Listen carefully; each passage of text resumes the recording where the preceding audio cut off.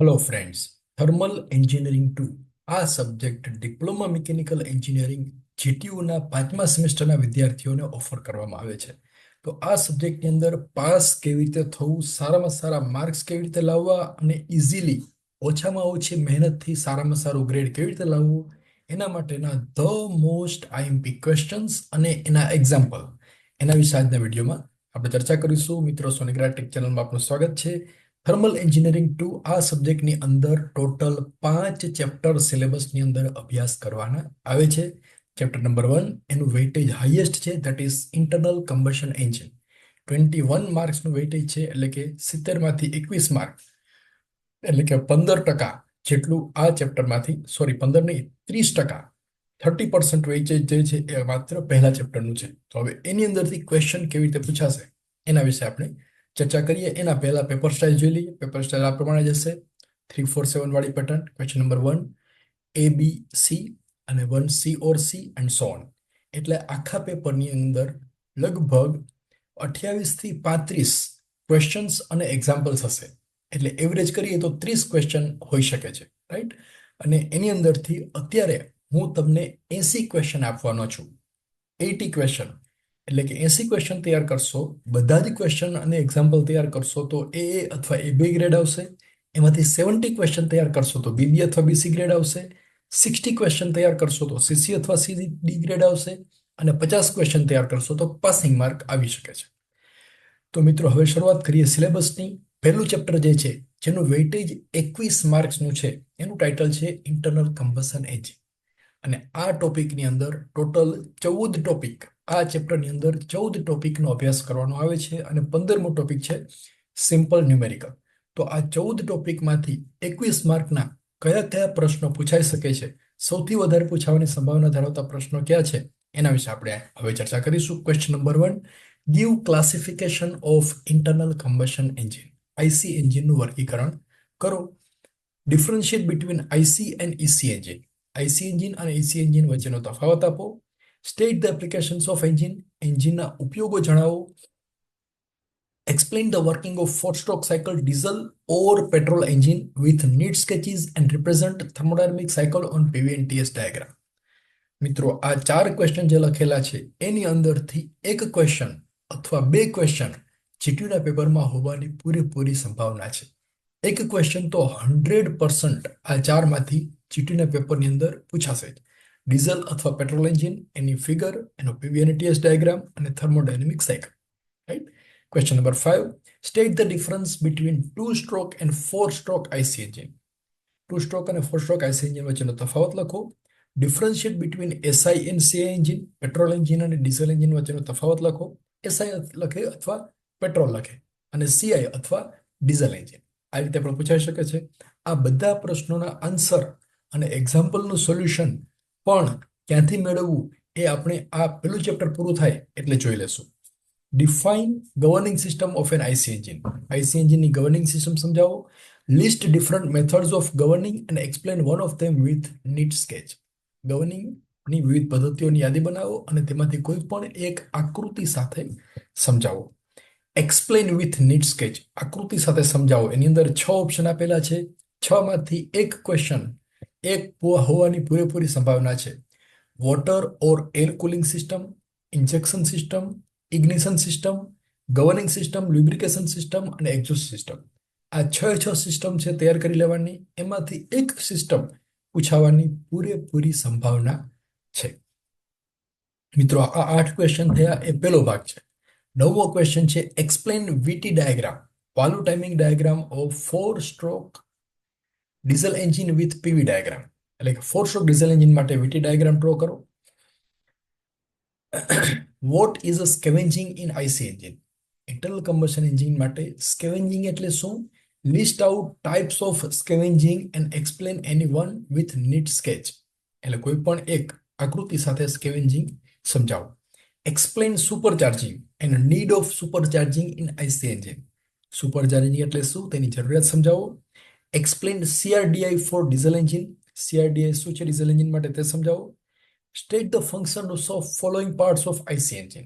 IC એન્જિનના કેટલાક ભાગ આપેલા છે, તેના હેતુ એ લખો કે શાના માટે ઉપયોગ થાય છે. Spark plug, carburettor, crankshaft, flywheel, fuel pump and fuel injector. Question number 14, define એટલે કે વ્યાખ્યા આપો. Swept volume, clearance volume, compression ratio, piston speed and engine capacity. આ પાંચે પાંચ ડેફિનેશનનો વિડીયો આપણે આગળ જે જોઈશું એની અંદર એનું ડેફિનેશન ક્લિયરલી સમજાવેલી છે કે એનો જવાબ છે એ એક્ઝામમાં કેવી રીતે લખો. Example question number 15, explain MPFI એટલે કે multiple point fuel injection system. MPFI એવું પણ પૂછાઈ શકે છે. Explain with neat sketch and necessary equations how rope brake dynamometer is used to measure the brake power. Rope brake dynamometer આકૃતિ સાથે સમજાવો, જરૂરી સૂત્ર લખો અને તેના વડે બ્રેક પાવર કેવી રીતે માપી શકાય છે તે સમજાવો.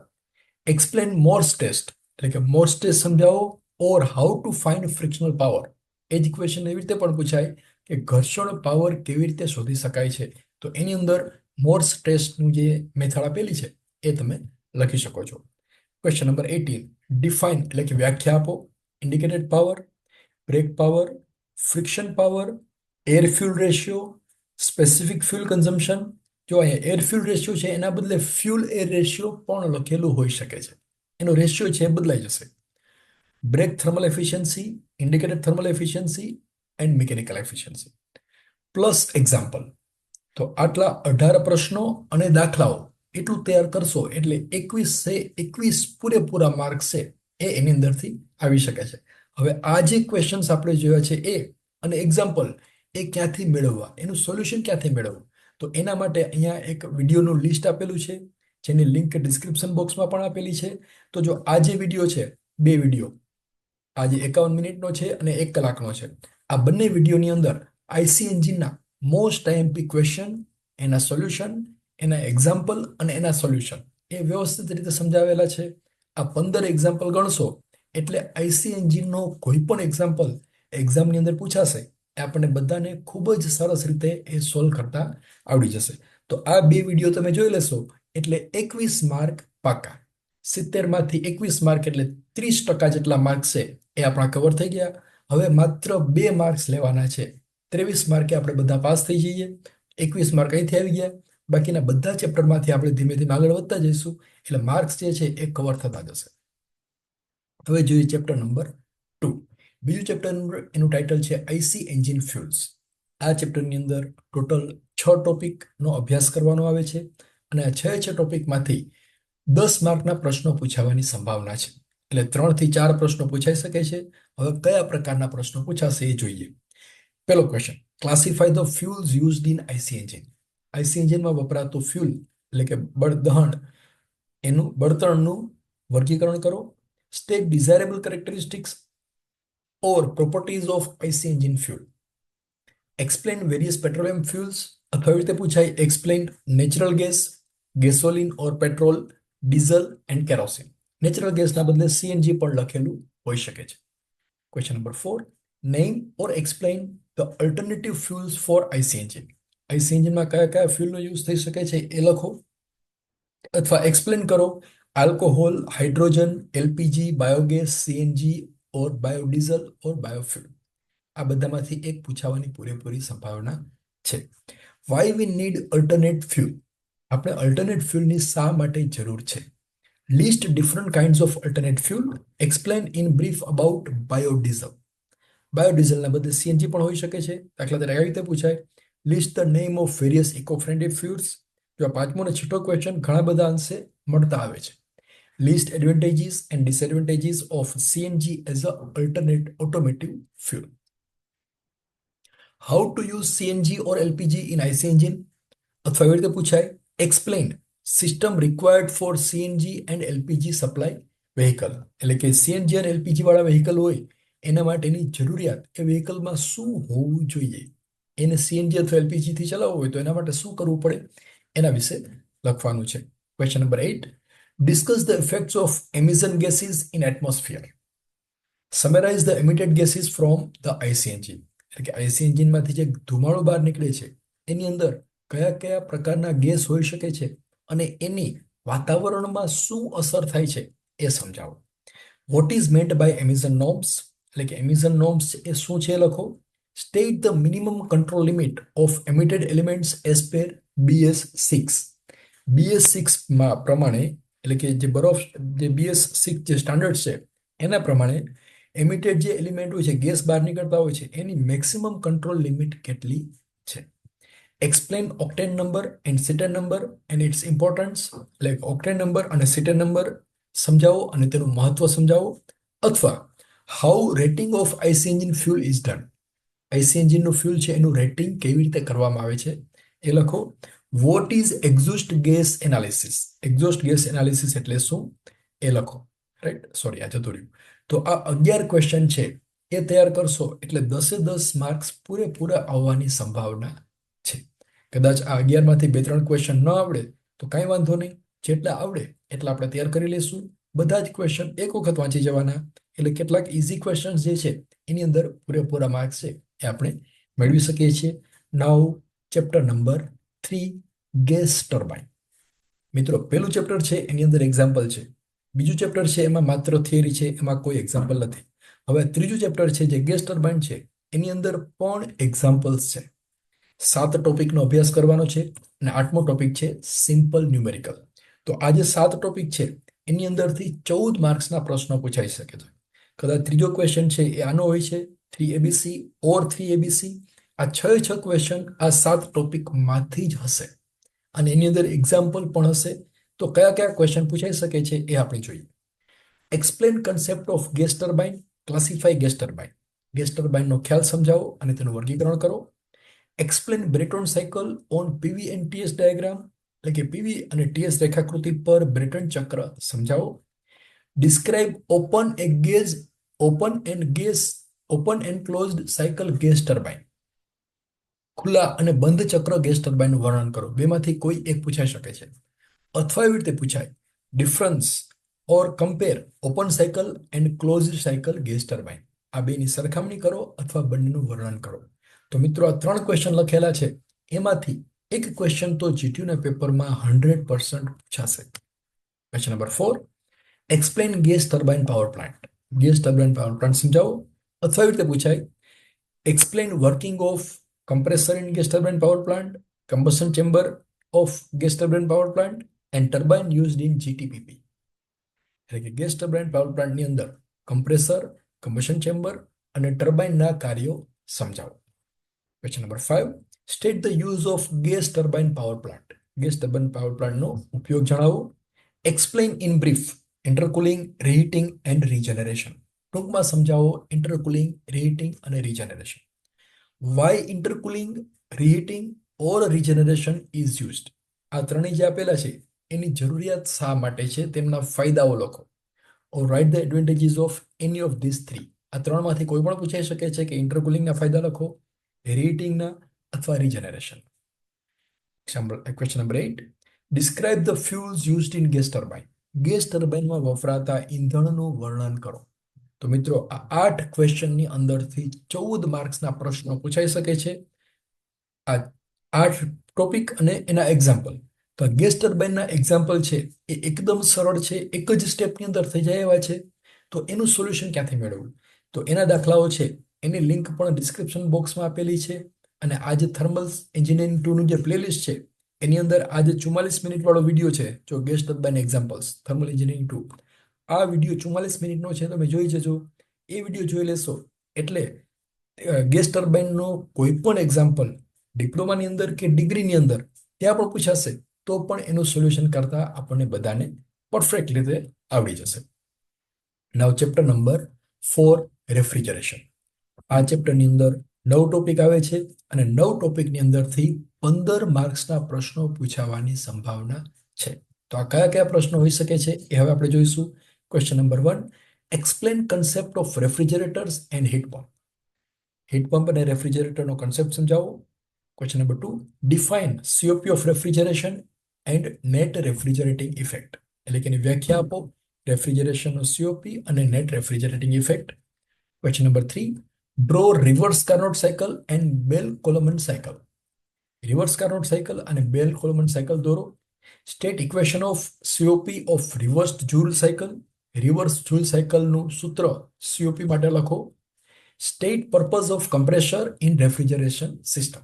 રેફ્રિજરેશન સિસ્ટમમાં કમ્પ્રેસરનું હેતુ અથવા એનું ફંક્શન સમજાવો. Explain the function of each component of VCR system with schematic diagram. Vapour compression refrigeration system છે એના દરેક કમ્પોનન્ટ એનું ફંક્શન આકૃતિ સાથે સમજાવો. ઓર represent and explain VCR cycle on PVTS and pH diagram.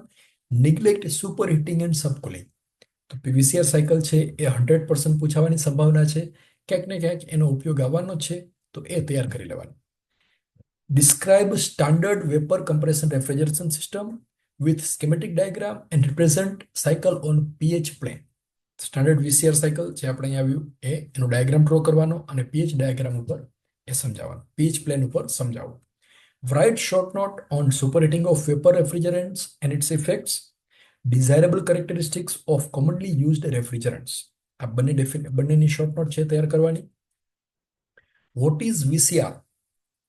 Vapour compression refrigeration એટલે શું? Explain VCR with schematic diagram. તો જુઓ, આ ક્વેશ્ચન નંબર 9, ક્વેશ્ચન નંબર 7 આ બંને લગભગ સેમ છે. એનો આન્સર સેમ આવશે, ખાલી pH પ્લેન જે છે એની અંદર એડ થશે. Explain applications of VCR in following. Vapour compression refrigeration જે છે એનો ઉપયોગ સમજાવો. ડોમેસ્ટિક રેફ્રિજરેશન, આઈસ પ્લાન્ટ અને વોટર કુલર, આ ત્રણેયની અંદર VCR સિસ્ટમનો ઉપયોગ થાય છે. તો એ તમારે સમજાવવાનું છે કે કેવી રીતે ચારે કમ્પોનન્ટ છે, કમ્પ્રેસર, કન્ડેન્સર, ઇવેપોરેટર અને એક્સપાન્સર, એ કેવી રીતે વર્ક કરે છે એની અંદર સમજાવવાનું છે. ક્વેશ્ચન નંબર 11, સ્ટેટ VARS એટલે કે વેપર એબ્ઝોર્પ્શન રેફ્રિજરેશન સિસ્ટમ સમજાવો. તો મિત્રો આ 11 ક્વેશ્ચન અને 12મો ક્વેશ્ચન છે, explain and draw reversed Brayton cycle using air as a working substance on PV and TS diagram.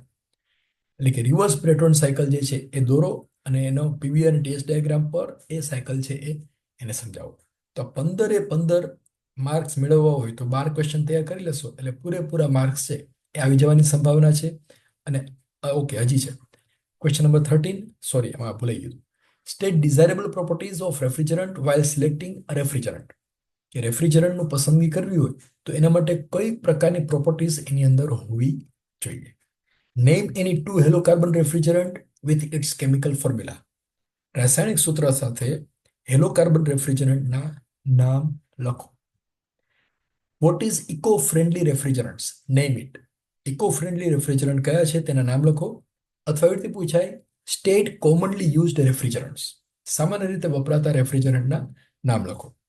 આ નવો ક્વેશ્ચન છે, define heat pump, heat engine અને રેફ્રિજરેટર. આ ત્રણેયની વ્યાખ્યા આપો, જે આગળ પણ આપણે આવી ગયું છે. પેલો ક્વેશ્ચન જે હતો એની અંદર આવી જશે. ત્યાર પછી એના એક્ઝામ્પલ, આ ટાઈપના એક્ઝામ્પલ છે એ પૂછાઈ શકે છે. તો આ 16 ક્વેશ્ચન અને બીજા એક્ઝામ્પલ જે અહીં આપેલા છે પ્લેલિસ્ટની અંદર. જો આ most IMP examples of VCR refrigeration system 57 મિનિટનો આ એક વિડીયો છે, એ તમે જોઈ લેશો એટલે રેફ્રિજરેશનના દરેક એક્ઝામ્પલ આપણને બધાને ખૂબ જ સરસ રીતે સમજાઈ જશે અને એક્ઝામની અંદર 100% આવડી જશે એની ગેરંટી છે. માત્ર એક વખત આ વિડીયો જોઈ લેજો, બધા એક્ઝામ્પલ જાતે ગણજો, પછી તમને એ ટોપિક છે એ પરફેક્ટલી સમજાઈ જશે અને આ સબ્જેક્ટની અંદર એ ગ્રેડ આવવાની પૂરેપૂરી સંભાવના છે. હવે એના પછીનું ચેપ્ટર નંબર 5, એર કન્ડિશનિંગ. 10 માર્ક્સના ક્વેશ્ચન આ ચેપ્ટરમાંથી પૂછાવાની સંભાવના છે. 5 ટોપિક છે, 5 ટોપિક એકદમ સરળ છે, ખૂબ જ સહેલા છે. આપણે ડે ટુ ડે લાઈફમાં પણ એની જરૂર પડે એવા છે. હવે એના ક્વેશ્ચન કયા છે એ આપણે જોઈએ.